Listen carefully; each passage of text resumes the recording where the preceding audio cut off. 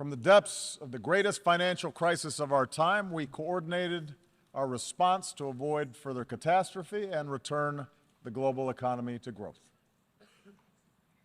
We've taken away terrorist safe havens, strengthened the non-proliferation regime, resolved the Iranian nuclear issue through diplomacy. We opened relations with Cuba, helped Colombia end Latin America's longest war.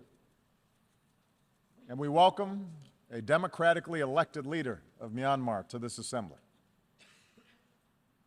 Our assistance is helping people feed themselves, care for the sick, power communities across Africa, and promote models of development rather than dependence. And we have made international institutions like the World Bank and the International Monetary Fund more representative, while establishing a framework to protect our planet from the ravages of climate change. This is important work. It has made a real difference in the lives of our people. And it could not have happened had we not worked together. And yet, around the globe, we are seeing the same forces of global integration that have made us interdependent also expose deep fault lines in the existing international order. We see it in the headlines every day. Around the world, refugees flow across borders in flight from brutal conflict. Financial disruptions continue to weigh upon our workers and entire communities. Across vast swaths of the Middle East, basic security, basic order has broken down. We see too many governments muzzling journalists and quashing dissent and censoring the flow of information. Terrorist networks use social media to prey upon the minds of our youth, endangering open societies and spurring anger against innocent immigrants and Muslims. Powerful nations contest the constraints placed on them by international law. And this is the paradox that defines our world today. A quarter century after the end of the Cold War, the world is by many measures less violent and more prosperous than ever before.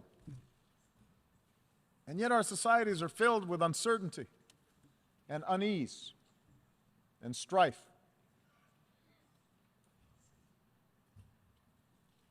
Despite enormous progress, as people lose trust in institutions, governing becomes more difficult, and tensions between nations become more quick to surface. And so I believe that at this moment, we all face a choice. We can choose to press forward with a better model of cooperation and integration, or we can retreat into a world sharply divided and ultimately in conflict along age-old lines of nation and tribe and race and religion. I want to suggest to you today that we must go forward and not backward. I believe that as imperfect as they are, the principles of open markets and accountable governance, of democracy and human rights and international law that we have forged remain the firmest foundation for human progress in this century. Now, I make this argument not based on theory or ideology, but on facts.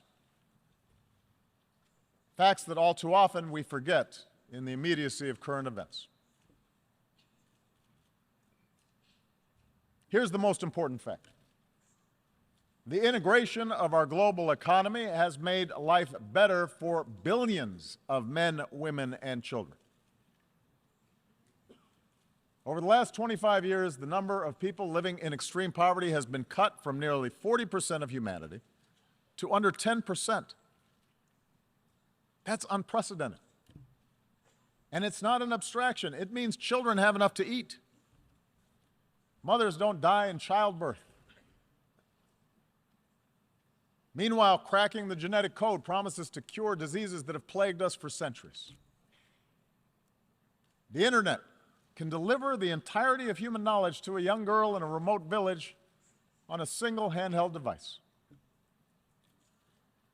In medicine and in manufacturing and education and communications, we're experiencing a transformation of how human beings live on a scale that recalls the revolutions in agriculture and industry.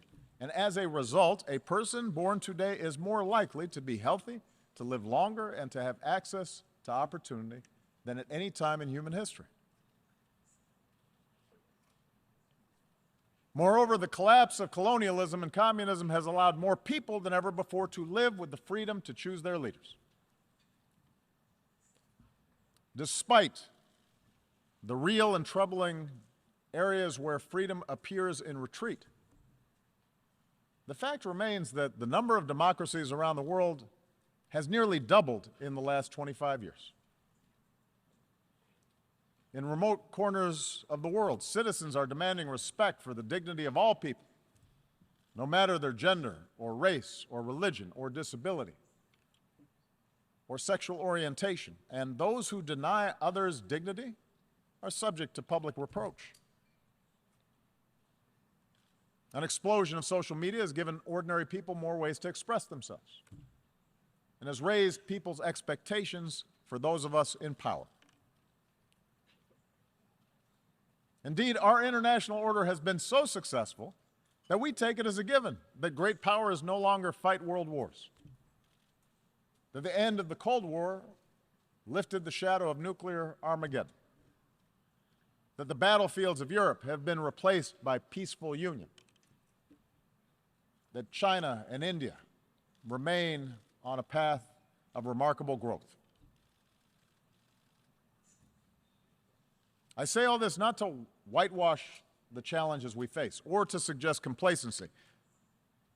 Rather, I believe that we need to acknowledge these achievements in order to summon the confidence to carry this progress forward and to make sure that we do not abandon those very things that have delivered this progress. In order to move forward, though, we do have to acknowledge that the existing path to global integration requires a course correction. Because too often those trumpeting the benefits of globalization have ignored inequality within and among nations, have ignored the enduring appeal of ethnic and sectarian identities, have left international institutions ill-equipped, underfunded, under-resourced in order to handle transnational challenges. And as these real problems have been neglected, alternative visions of the world have pressed forward, both in the wealthiest countries and in the poorest. Religious fundamentalism, the politics of ethnicity or tribe or sect, aggressive nationalism, a crude populism, sometimes from the far left, but more often from the far right, which seeks to restore what they believe was a better, simpler age free of outside contamination. We cannot dismiss these visions. They are powerful. They reflect dissatisfaction among too many of our citizens. I do not believe those visions can deliver security or prosperity over the long term. But I do believe that these visions fail to recognize at a very basic level our common humanity. Moreover, I believe that the acceleration of travel and technology and telecommunications, together with a global economy that depends on a global supply chains, makes it self-defeating ultimately for those who seek to reverse this progress. Today, a nation ringed by walls would only imprison itself.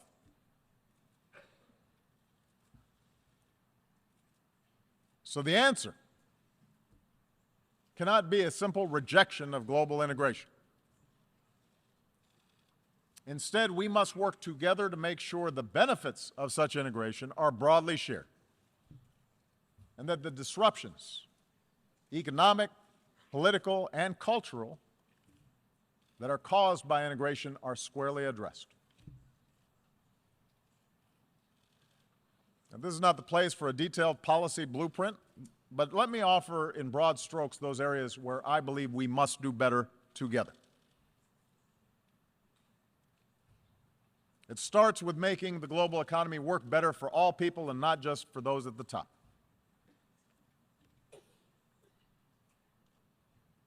While open markets, capitalism have raised standards of living around the globe, globalization combined with rapid progress in technology has also weakened the position of workers and their ability to secure a decent wage. In advanced economies like my own, unions have been undermined, and many manufacturing jobs have disappeared.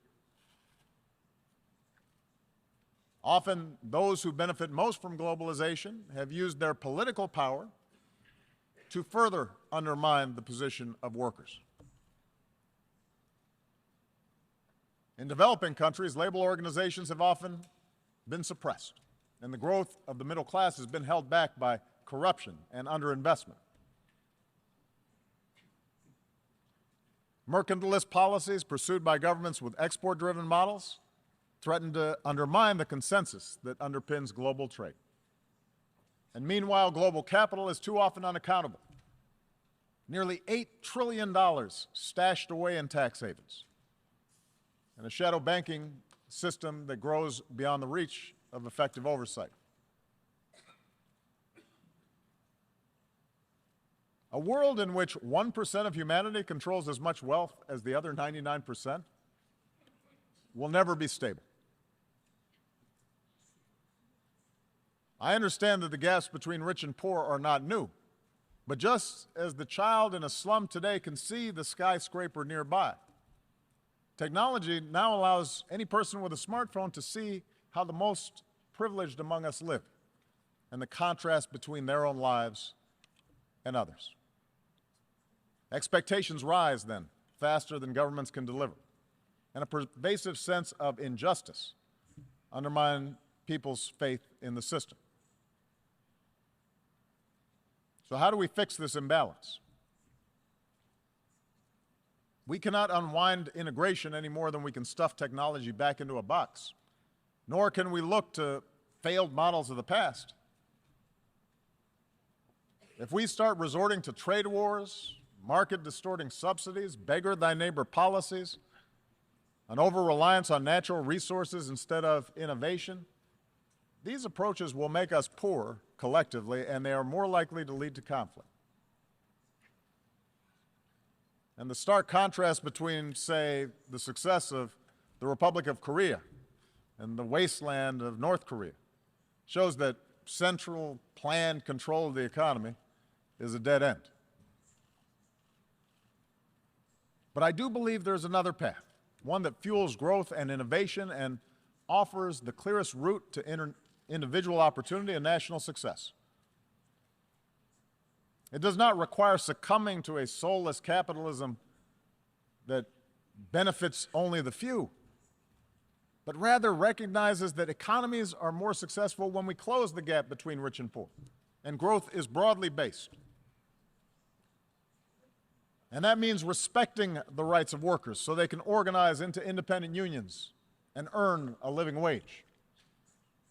It means investing in our people, their skills, their education, their capacity to take an idea and turn it into a business. It means strengthening the safety net that protects our people from hardship and allows them to take more risks, to look for a new job or start a new venture. These are the policies that I've pursued here in the United States, and with clear results. American businesses have created now 15 million new jobs. After the recession, the top 1% of Americans were capturing more than 90% of income growth, but today that's down to about half. Last year, poverty in this country fell at the fastest rate in nearly 50 years.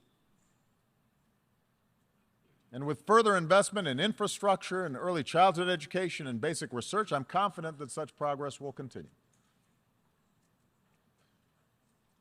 So just as I've pursued these measures here at home, so has the United States worked with many nations to curb the excesses of capitalism, not to punish wealth, but to prevent repeated crises that can destroy it. That's why we've worked with other nations to create higher and clearer standards for banking and taxation. Because a society that asks less of oligarchs than ordinary citizens will rot from within. That's why we've pushed for transparency and cooperation in rooting out corruption and tracking illicit dollars. Because markets create more jobs when they're fueled by hard work and not the capacity to extort a bribe. That's why we've worked to reach trade agreements that raise labor standards and raise environmental standards, as we've done with the Trans-Pacific Partnership, so that the benefits are more broadly shared. And just as we benefit by combating inequality within our countries, I believe advanced economies still need to do more to close the gap between rich and poor nations around the globe. This is difficult politically. It's difficult to spend on foreign assistance. But I do not believe this is charity. For the small fraction of what we spent at war in Iraq, we could support institutions so that fragile states don't collapse in the first place, and invest in emerging economies that become markets for our goods. It's not just the right thing to do, it's the smart thing to do. And that's why we need to follow through on our efforts to combat climate change. If we don't act boldly, the bill that could come due will be mass migrations and cities submerged and nations displaced and food supplies decimated and conflicts born of despair. The Paris Agreement gives us a framework to act, but only if we scale up our ambition, and there must be a sense of urgency about bringing the agreement into force and helping poorer countries leapfrog destructive forms of energy. So for the wealthiest countries, a green climate fund should only be the beginning. We need to invest in research and provide market incentives to develop new technologies and then make these technologies accessible and affordable for poorer countries. And only then can we continue lifting all people up from poverty without condemning our children to a planet beyond their capacity to repair.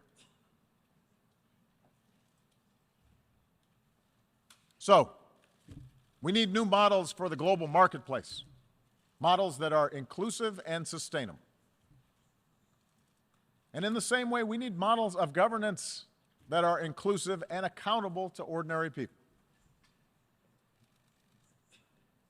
I recognize not every country in this hall is going to follow the same model of governance. I do not think that America can or should impose our system of government on other countries. But there appears to be a growing contest between authoritarianism and liberalism right now. And I want everybody to understand, I am not neutral in that contest. I believe in a liberal political order, an order built not just through elections and representative government, but also through respect for human rights and civil society and independent judiciaries and the rule of law. I know that some countries which now recognize the power of free markets still reject the model of free societies. And perhaps those of us who have been promoting democracy feel somewhat discouraged since the end of the Cold War, because we've learned that liberal democracy will not just wash across the globe in a single wave. It turns out building accountable institutions is hard work, the work of generations. The gains are often fragile. Sometimes we take one step forward and then 2 steps back.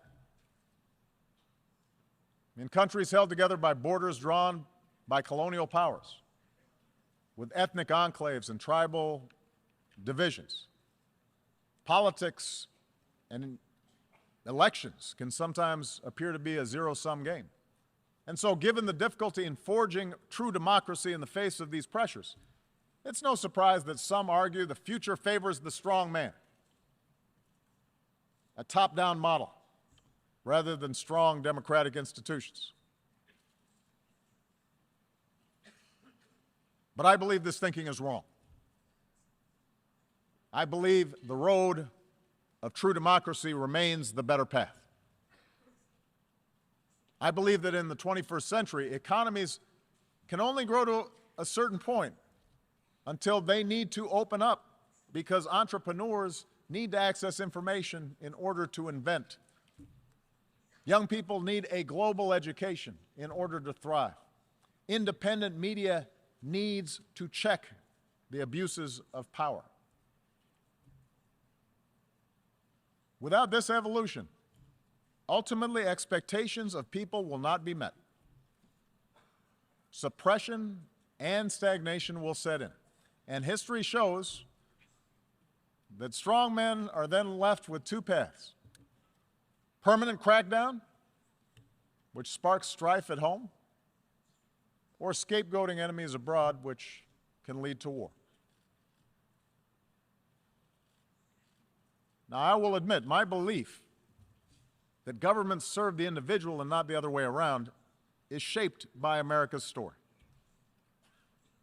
Our nation began with a promise of freedom that applied only to the few, but because of our democratic Constitution, because of our Bill of Rights, because of our ideals, ordinary people were able to organize and march and protest, and ultimately those ideals won out. Opened doors for women and minorities and workers in ways that made our economy more productive and turned our diversity into a strength. That gave innovators the chance to transform every area of human endeavor. That made it possible for someone like me to be elected President of the United States. So yes, my views are shaped by the specific experiences of America, but I do not think this story is unique to America. Look at the transformation that's taken place in countries as different as Japan and Chile, Indonesia, Botswana. The countries that have succeeded are ones in which people feel they have a stake. In Europe, the progress of those countries in the former Soviet bloc that embraced democracy stand in clear contrast to those that did not. After all, the people of Ukraine did not take to the streets because of some plot imposed from abroad. They took to the streets because their leadership was for sale, and they had no recourse. They demanded change because they saw life get better for people in the Baltics and in Poland, societies that were more liberal and democratic and open than their own.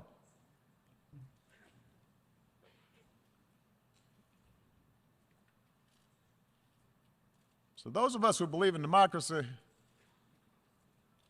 we need to speak out forcefully, because both the facts and history, I believe, are on our side. That doesn't mean democracies are without flaws. It does mean that the cure for what ails our democracies is greater engagement by our citizens, not less.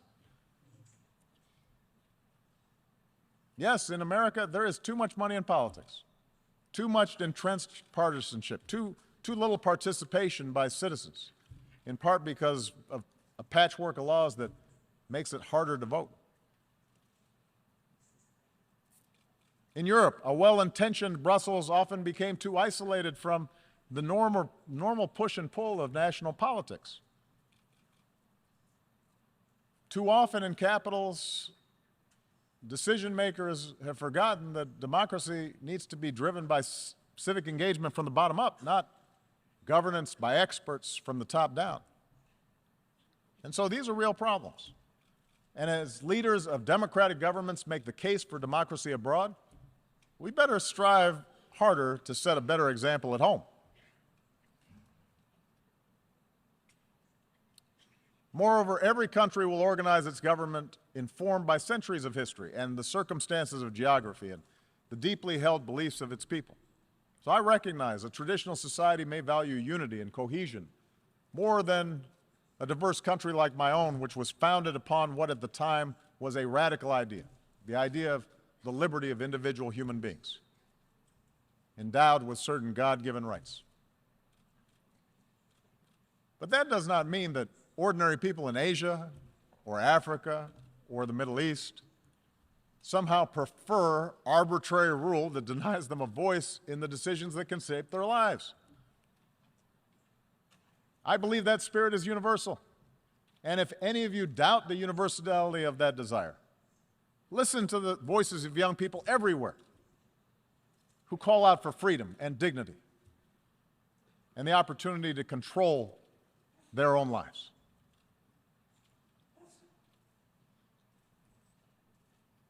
This leads me to the third thing we need to do. We must reject any forms of fundamentalism or racism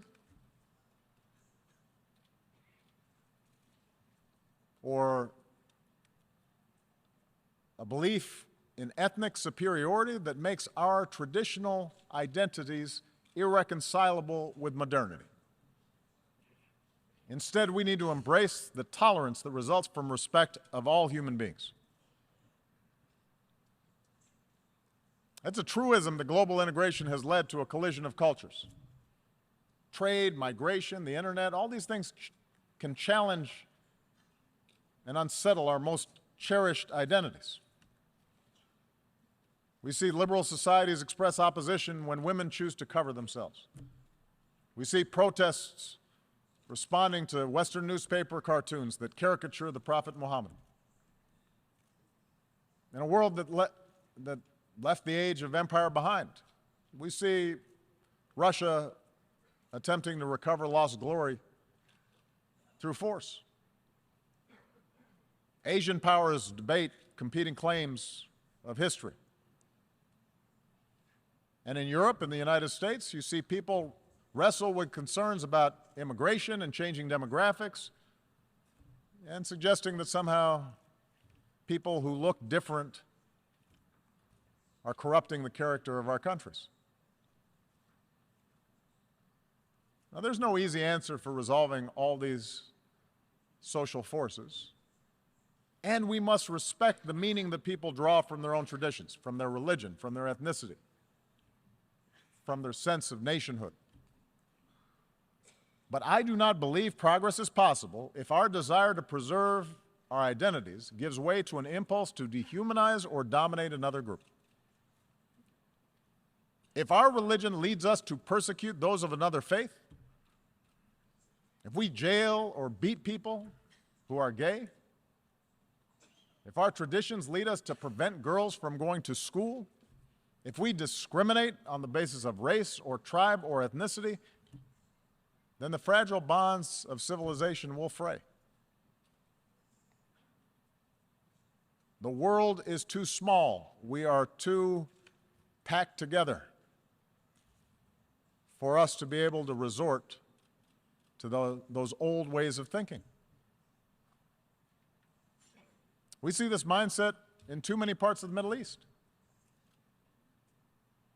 There, so much of the collapse in order has been fueled because leaders sought legitimacy not because of policies or programs, but by resorting to persecuting political opposition or demonizing other religious sects, by narrowing the public space to the mosque, where in too many places perversions of a great faith were tolerated.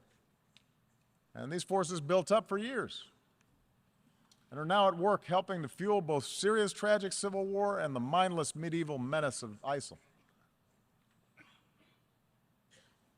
The mindset of sectarianism and extremism and bloodletting and retribution that has been taking place will not be quickly reversed.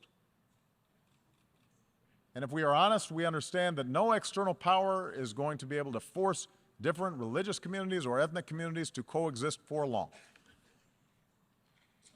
But I do believe we have to be honest about the nature of these conflicts. And our international community must continue to work with those who seek to build rather than to destroy. And there is a military component to that. It means being united and relentless in destroying networks like ISIL, which show no respect for human life. But it also means that in a place like Syria, where there is no ultimate military victory to be won, we're going to have to pursue the hard work of diplomacy that aims to stop the violence and deliver aid to those in need and support those who pursue a political settlement and can see those who are not like themselves as worthy of dignity and respect. Across the region's conflicts, we have to insist that all parties recognize a common humanity and that nations end proxy wars that fuel disorder. Because until basic questions are answered about how communities coexist, the embers of extremism will continue to burn, countless human beings will suffer, most of all in that region, but extremism will continue to be exported overseas. And the world is too small for us to simply be able to build a wall and prevent it from affecting our own societies. And what is true in the Middle East is true for all of us. Surely religious traditions can be honored and upheld while teaching young people science and math rather than intolerance. Surely we can sustain our unique traditions while giving women their full and rightful role in the politics and economics of a nation. Surely we can rally our nations to solidarity while recognizing equal treatment for all communities, whether it's a religious minority in Myanmar or an ethnic minority in Burundi or a racial minority right here in the United States. And surely Israelis and Palestinians will be better off if Palestinians reject incitement and recognize the legitimacy of Israel, but Israel recognizes that it cannot permanently occupy and settle Palestinian land.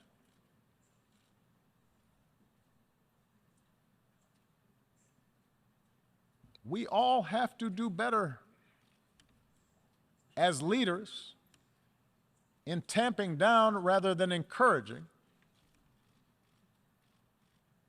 a notion of identity that leads us to diminish others. And this leads me to the fourth and final thing we need to do, and that is sustain our commitment to international cooperation rooted in the rights and responsibilities of nations. As President of the United States, I know that for most of human history, power has not been unipolar. And the end of the Cold War may have led too many to forget this truth. I've noticed as president that at times both America's adversaries and some of our allies believe that all problems were either caused by Washington or could be solved by Washington. And perhaps too many in Washington believe that as well.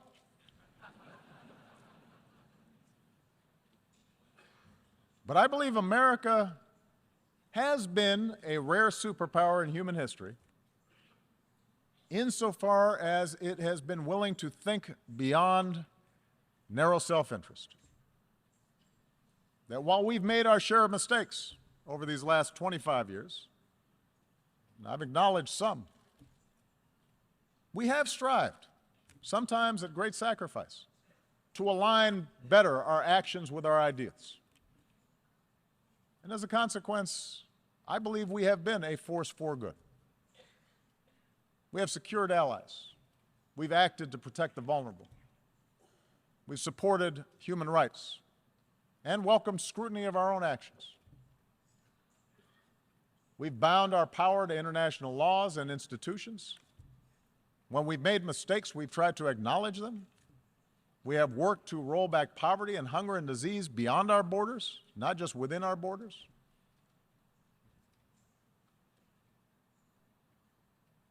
I'm proud of that. But I also know that we can't do this alone. And I believe that if we're to meet the challenges of this century, we are all going to have to do more to build up international capacity.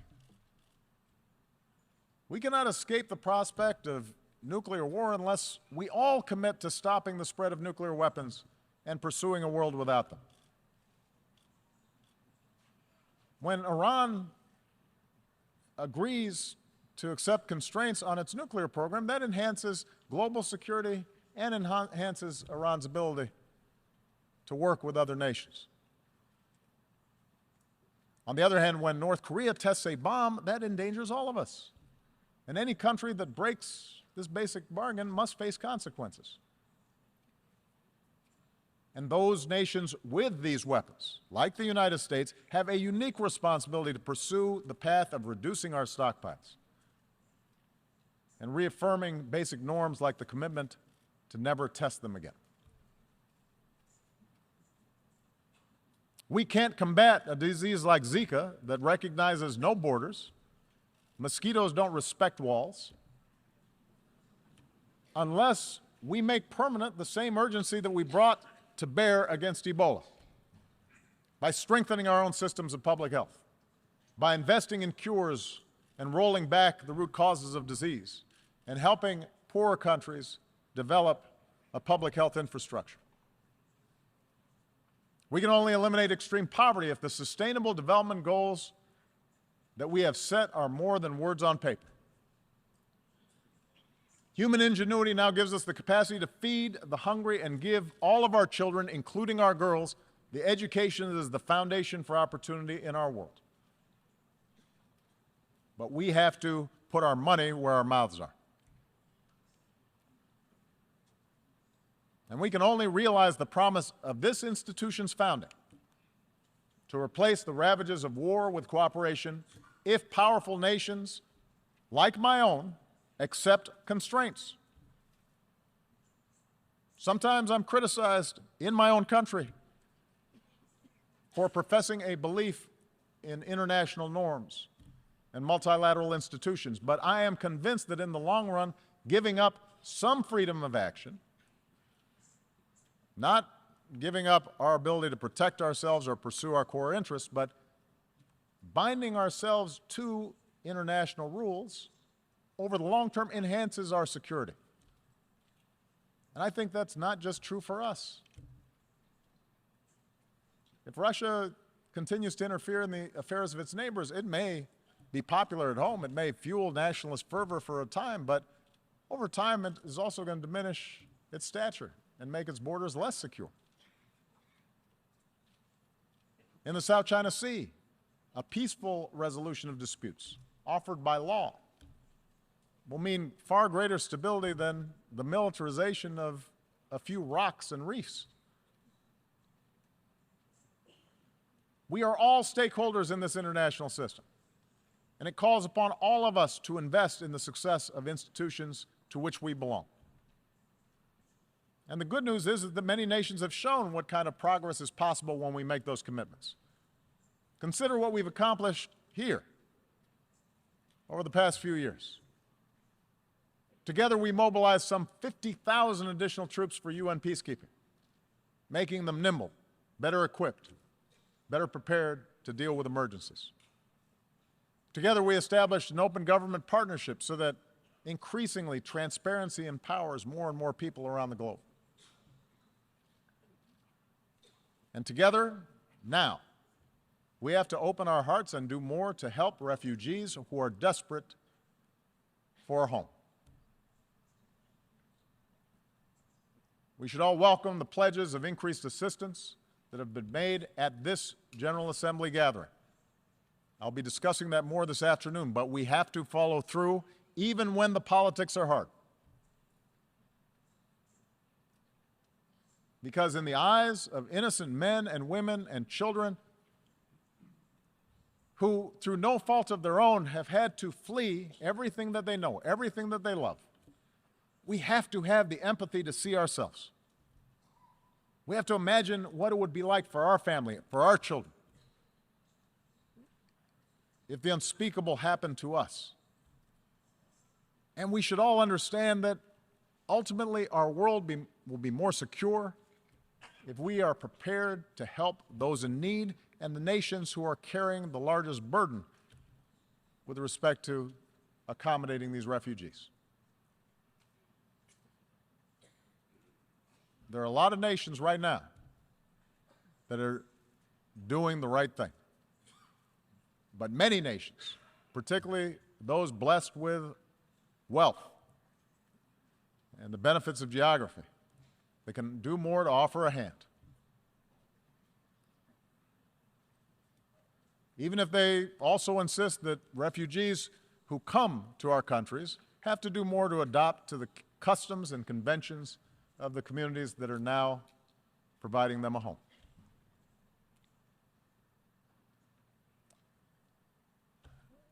Let me conclude by saying that I recognize history tells a different story than the one that I've talked about here today. There's a much darker and more cynical view of history that we can adopt. Human beings are too often motivated by greed and by power. Big countries, for most of history, have pushed smaller ones around.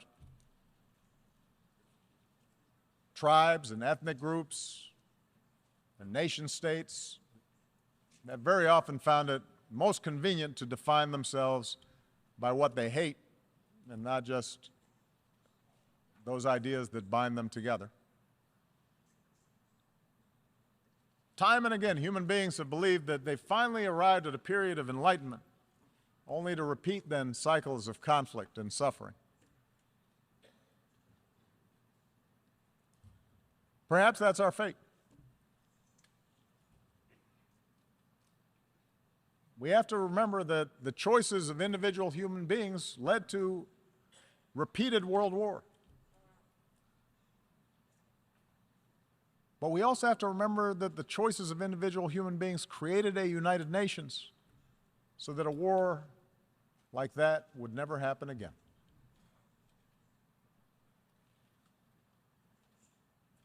Each of us, as leaders, each nation, can choose to reject those who appeal to our worst impulses and embrace those who appeal to our best. For we have shown that we can choose a better history. Sitting in a prison cell, a young Martin Luther King Jr. wrote that human progress never rolls on the wheels of inevitability. It comes through the tireless efforts of men willing to be co-workers with God. And during the course of these 8 years, as I've traveled to many of your nations, I have seen that spirit in our young people who are more educated and more tolerant and more inclusive and more diverse and more creative than our generation, who are more empathetic and compassionate towards their fellow human beings than previous generations. And yes, some of that comes with the idealism of youth, but it also comes with young people's access to information about other peoples and places. An understanding unique in human history, that their future is bound with the fates of other human beings on the other side of the world. I think of the thousands of healthcare workers from around the world who volunteered to fight Ebola. I remember the young entrepreneurs I met who are now starting new businesses in Cuba. The parliamentarians who used to be, just a few years ago, political prisoners in Myanmar. I think of the girls who have braved taunts or violence just to go to school in Afghanistan. And the university students who started programs online to reject the extremism of organizations like ISIL. I draw strength from the young Americans, entrepreneurs, activists, soldiers, new citizens who are remaking our nation once again, who are unconstrained by old habits and old conventions and unencumbered by what is, but are instead ready to seize what ought to be.